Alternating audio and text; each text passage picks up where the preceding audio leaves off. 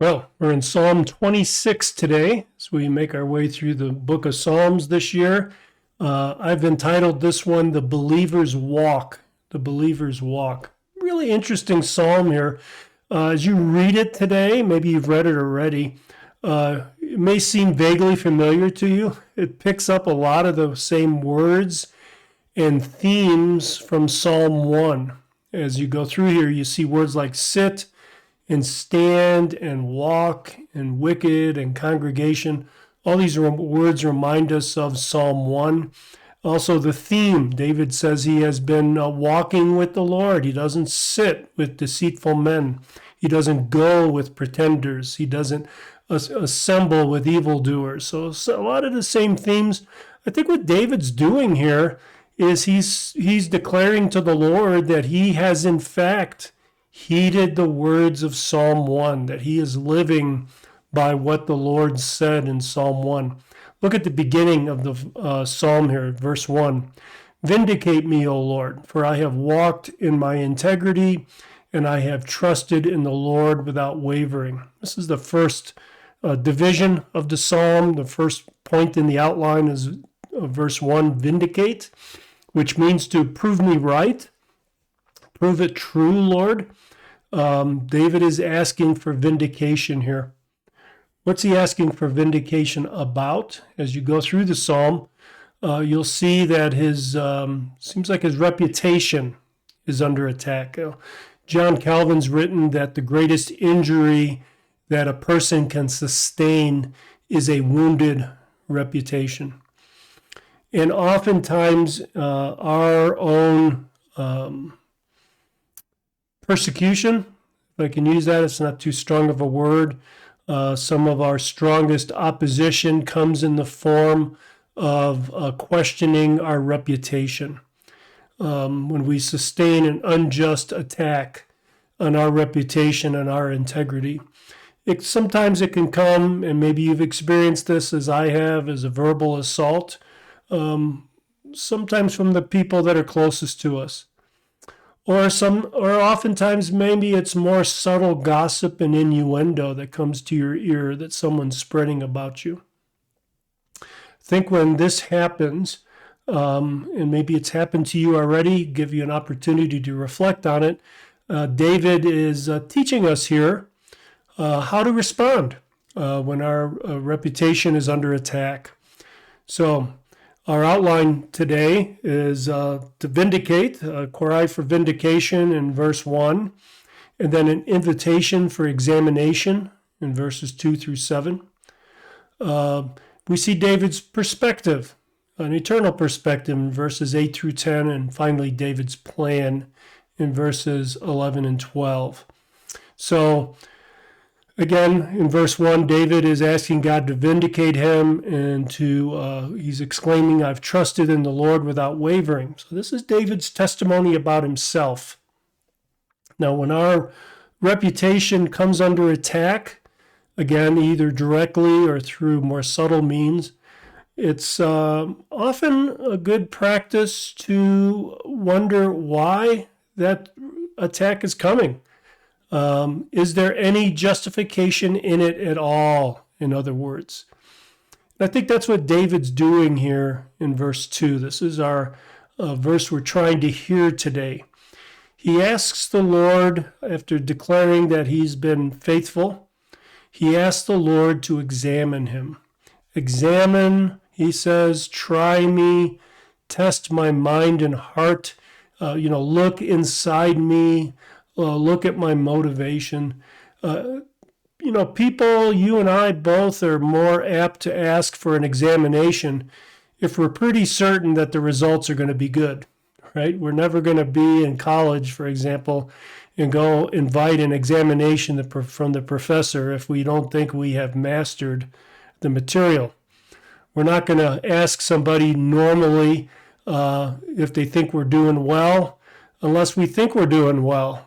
We're going to always ask when we think the result or the response will be favorable.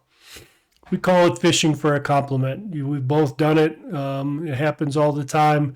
You could probably spot it from a mile away, fishing for a compliment. I don't think David's fishing for a compliment here. I think he's going to the Lord with sincerity and asking for a frank assessment from God. He's not going to the people who are accusing him. He's not going to the people who are perhaps spreading rumors about him, but he's going to God because he knows he's going to get straight truth from God. He's going to get a true and the best assessment. And isn't that great when you get correction, when you get or encouragement from someone you love, from someone who cares for you, and someone who has your best interests at heart? And that's what David's looking for here.